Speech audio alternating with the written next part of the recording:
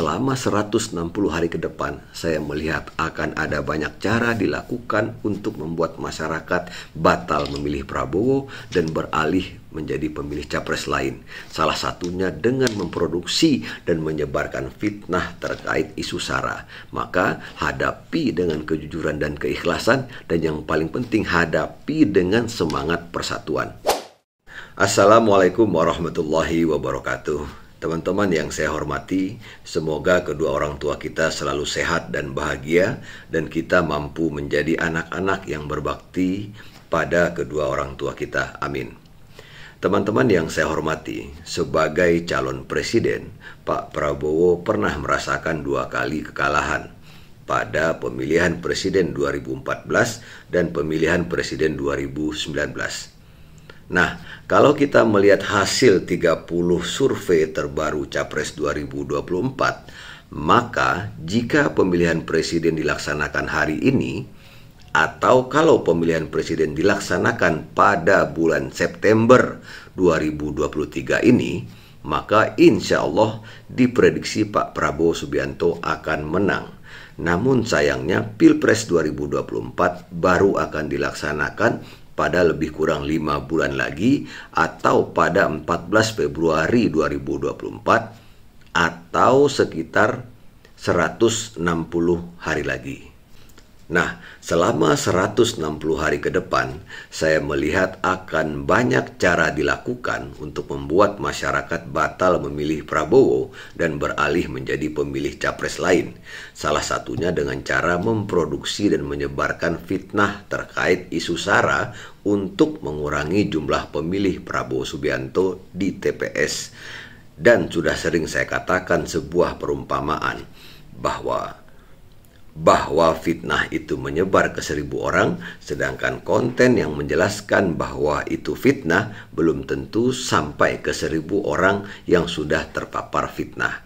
Teman-teman yang saya hormati, sebenarnya fitnah dan hoax terhadap Prabowo sudah lama dan banyak. Untuk memudahkan kita beri aja judul video ini, Fitnah Terhadap Prabowo dengan Isu Agama Sepanjang Tahun 2012 hingga 2023. Baik, yang pertama, ketika Prabowo mendukung penuh pasangan Jokowi-Ahok dalam Pilgub DKI Jakarta tahun 2012, Prabowo difitnah melakukan kristenisasi, Prabowo difitnah antek Cina, Prabowo juga difitnah didanai pihak asing untuk mendukung Jokowi, Ahok, dan lain-lain. Nah, yang kedua, ketika Prabowo mendukung pasangan Anies Baswedan Sandiaga Uno dalam Pilgub DKI Jakarta tahun 2012, Prabowo itu juga difitnah radikal, antek Arab, dan lain-lain.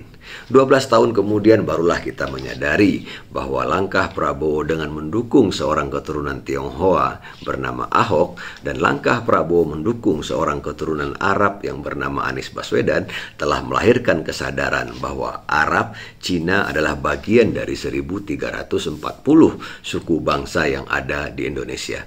Bagi Prabowo tidak masalah dirinya difitnah antek Cina, antek Arab, difitnah radikal, difitnah Kristen. Pak Prabowo tidak pernah melihat seseorang dari sukunya, agamanya, rasnya, golongannya, dan latar belakang lainnya. Lalu, selama 20 tahun ini, apakah orang-orang yang memfitnah Prabowo itu dilaporkan ke polisi oleh Prabowo? Tidak sama sekali. Tidak ada satupun yang dilaporkan, dan mereka tetap ada sampai sekarang. Ya, Pak Prabowo mengatakan, saya tidak punya waktu untuk dendam, saya tidak punya energi untuk sakit hati. Ya, itu kata Pak Prabowo.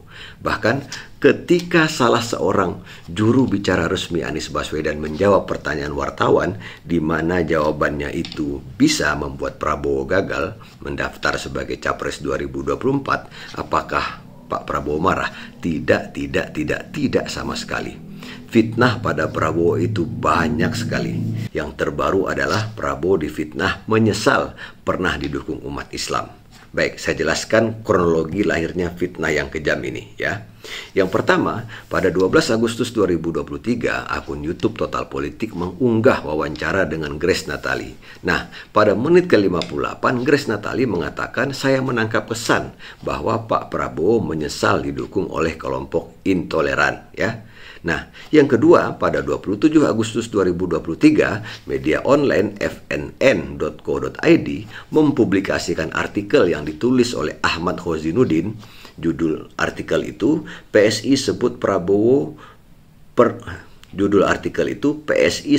Prabowo menyesal pernah didukung umat Islam. Sungguh menyakitkan. Jadi pernyataan Grace Natali sudah dipelintir untuk memfitnah Prabowo. Apakah Prabowo marah dan akan melaporkan ke polisi? Sekali lagi tidak. Nah, kemudian yang ketiga, pada 30 Agustus 2023 dan 2 September 2023, akun TikTok Center Indonesia dan akun YouTube Politik Portal Terkini menjadikan artikel yang ditulis oleh Ahmad Khozinuddin itu sebagai salah satu rujukan dalam membuat video. Setelah memfitnah Prabowo, lalu presenter dalam video itu mengatakan, mari kita doakan Anies Baswedan menjadi pemimpin pada 2024 mendatang. Nah, dari 4 poin di atas tentu kita sangat menyayangkan mengapa untuk menambah pemilih Anies Baswedan harus dengan cara memfitnah bahwa Prabowo menyesal didukung umat Islam. Hal yang sama juga dilakukan oleh beberapa pendukung Ganjar Pranowo di media sosial. Mengapa untuk menambah pemilih Ganjar dan menambah pemilih Anies Baswedan harus dengan cara memfitnah Pak Prabowo? Teman-teman, kalau masyarakat tidak tahu bahwa itu fitnah, maka besar kemungkinan mereka akan batal memilih Pak Prabowo pada 14 Februari 2024 nanti. Teman-teman, medsos itu bukan bandara ya, bukan bandara yang mengecek siapa saja yang membawa bom sebelum masuk ke pesawat. Karena itu, sebelum memposting sesuatu, memang tidak ada peringatan dari pihak medsos. Apakah kamu yakin postinganmu ini tidak berisi fitnah? Atau kamu yakin postinganmu ini bisa membuat bangsamu pecah? Kan tidak ada peringatan seperti itu di medsos. Jadi diri kita sendirilah yang menimbang-nimbang apakah postingan kita ini merugikan bangsa Indonesia, apakah postingan kita ini bisa menjatuhkan pesawat besar yang bernama Indonesia. Ya, teman-teman, konten yang kita rasa menguntungkan capres kita belum tentu menguntungkan Indonesia.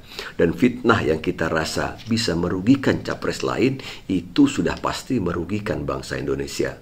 Intinya, jangan pernah merasa telah berjuang setelah memfitnah capres lain. Nah, teman-teman, sekali lagi saya ingatkan, selama 160 hari ke depan, saya melihat akan ada banyak cara dilakukan untuk membuat masyarakat batal memilih Prabowo dan beralih menjadi pemilih capres lain. Salah satunya dengan memproduksi dan menyebarkan fitnah terkait isu SARA. Maka hadapi dengan kejujuran dan keikhlasan, dan yang paling penting hadapi dengan semangat persatuan. Teman-teman, jas merah dan semper ya. Jangan sekali-kali melupakan sejarah, dan sejarah itu mengajarkan persatuan. Terima kasih. Saya mohon maaf. Salam persatuan. Hormat saya Hariko Satria. Assalamualaikum warahmatullahi wabarakatuh.